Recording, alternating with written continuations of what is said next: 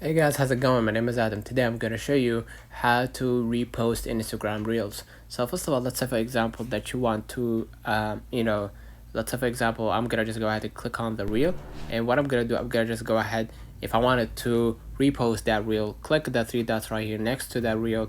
And what I'm going to do, I'm going to just go ahead and try to share the link or copy the link. Let me see how it's done. Or here, sorry, not the three dots, click the share button right here and basically copy the link, right? If you want to repost it to your Instagram Reels, you're gonna see right here an option to add it to your story. But if you want to repost it to your Instagram post, right, from that reel, what you're gonna do, you're gonna just go back to your screen and then go ahead to your browser and basically just try to find Snap Insta. And Snap Insta is a website that allows you to download Instagram videos, Reels, stories, IGTV for online only. So click download right here, paste the link that you just copied, download, and then basically what you're gonna do, you're gonna just go ahead and hit download right here, and then basically what you're gonna do, close the ad window right here, and then you're gonna wait until it's processed, and basically you're gonna hit download and you're gonna be able to repost it in your Instagram post.